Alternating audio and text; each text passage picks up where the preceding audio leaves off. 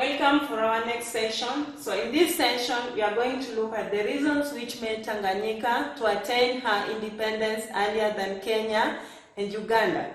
So our first point is that good and charismatic leadership of the late Julius Kambarage Nyerere. So we find that the late Julius Kambarage Nyerere had qualities of good leadership, and this made him to organize and structure TANU from a mere welfare association, which was known as TAN, to a strong nationalistic party, TANU, which now TANU gained representative within the country, TANU being represented all over Tanganyika. The second point, we find that the role played by Kiswahili language as a lingua franca. When I talk of Kiswahili as a lingua franca, this means Kiswahili as a common language, meaning Kiswahili was spoken by nearly everyone in the country. So thus Kiswahili became a unifying factor whereby it unified different tribes since they were able to communicate in one national language. So this also assisted the TANU as a party in sharing the party's policies within the country. So this popularized TANU, hence making TANU to later on get independence earlier than Kenya and Uganda. We have a third point, that there was absence of tribalism in Tanganyika.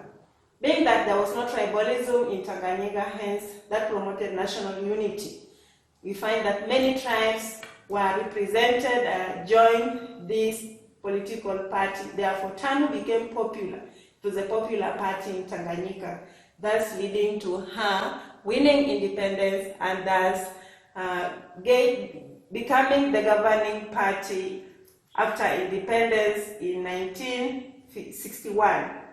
We find that also Tanganyika was also able to get her independence earlier than Kenya and Uganda in connection, because we find that most of in Uganda and Kenya, most of the political parties were formed along ethnic lines, ethnic tribal lines. So this was a hindrance to Kenya and Uganda getting independence earlier, because their different tribes were divided, and so they were not able to come up with a strong political party which had representation in the nation, hence leading the country to independence. Thus, therefore, we find Tanganyika being that there was absence of tribalism, and therefore most of the tribes joined together in one party. They were able to achieve independence earlier than Kenya and Uganda. So we continue with our fourth point. So our fourth point is that Tanganyika also was a trusteeship territory of the United Nations since the World War II in 1945. Unlike Kenya and Uganda, they find that because Tanganyika was a trusteeship territory, when I talk about trusteeship territory, I mean that it was a trusteeship territory under the United Nations, because the United Nations took over those colonies in Africa that their colonizers had lost in the Second World War. So being that Tanganyika was earlier colonized by Germans, and Germany lost in the Second World War, thus Germany lost her colonies in Africa. Thus Tanganyika, being one of the colonies in Africa, Tanganyika became under United Nations Trusteeship Council. Therefore, from time to time, the United Nations kept on checking or pushing the British to grant independence, since the British was given to Tanganyika to prepare her for independence. So this indeed made Tanganyika to get independence earlier than Kenya and Uganda, although by that time they were all British colonies. Then we move to our fifth point. We find that support from Governor Richard Turnbull. Richard Turnbull was the governor in Tanganyika, and he was appointed to Tanganyika as a British governor in the year 1958. So, being his personality was good, he therefore won confidence. He was able to win confidence of the African people. Therefore, he became even the friend of Mwalimu Julius Nyerere. Therefore, from time to time, they discussed the need to decolonize, to grant independence to Tanganyika.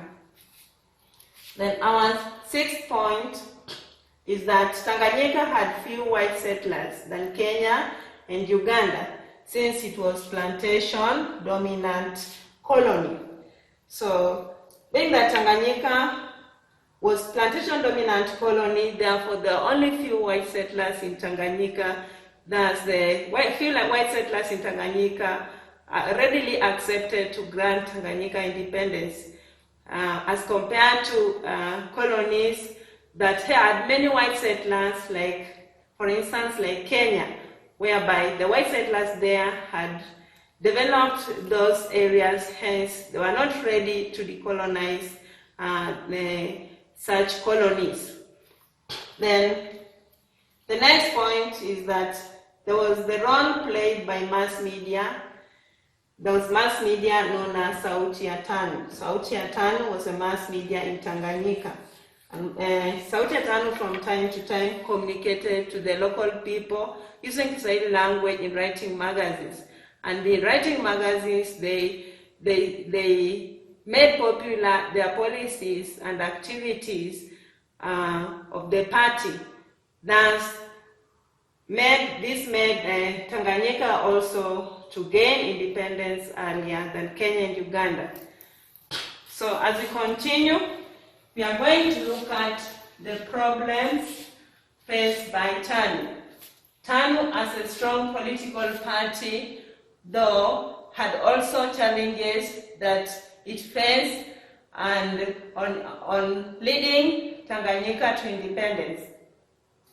So the first point is that TANU faced a problem of banning of TANU's activities by the colonial government. So you find that TANU activities was banned in different branches, whereby TANU's activities were restricted. Even the officials were banned from moving from one branch to another.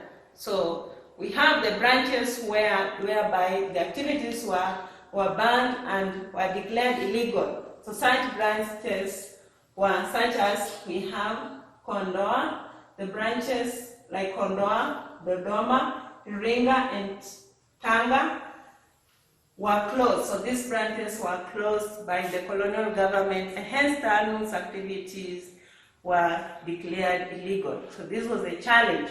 And the second challenge was that opposition from other political parties. So TANU as a party faced opposition from other political parties. So other political parties also were formed with the aim of getting into power, getting government after decolonization. So such political parties we had UTP, in full known as United Tanganyika Party. We have ANC in full, African National Congress. And this African National Congress was formed by an earlier member of TANU who was known as Beru Temu. So therefore we find that TANU therefore faced such challenges. Then we move to our third point, saying that colonial government attempted to introduce ethnicism. Ethnicity refers to a state whereby the country is divided along ethnic lines. So these also, the colonial government attempted to introduce this, whereby they attempted to divide the African chiefs in the year 1957, whereby the TANU officials were accused of not paying tributes or giving respect to the African chiefs appointed by the British government, or also the colonial government officials. So this was in a way trying to create divide and rule policy, whereby the African chiefs were being used against their own African leaders and to play different communities over each other. So this was another challenge that TANU had to face and had to see how to solve that, so that TANU as a party could continue with the objectives and ensure that all the objectives had been achieved. Then our fourth point is that colonial government restricted civil servants from joining TANU. Civil servants these are a group of workers working for the government. So they were not to be partisan, they were not to belong to any political party whatsoever. And this hindered their support for the TANU as a party, and find that those civil servants, most of them were people who could support the party to grow. So that was a challenge to TANU as a party. The last point, we find that opposition from Muslim groups, that the Muslim groups also formed kind of a group, where the All Muslim Nationalist Union of Tanganyika, known as AMNUT. This group divided people in groups, and these Muslim groups also kind of weakened the growth of TANU, because now the party kind of religion was kind of like they are in conflict, and hence you find this, that TANU faced a challenge of now lacking representative from the Muslims. So that was a challenge at that particular time. So as we move on, let's have a break of 2 minutes and we shall come back.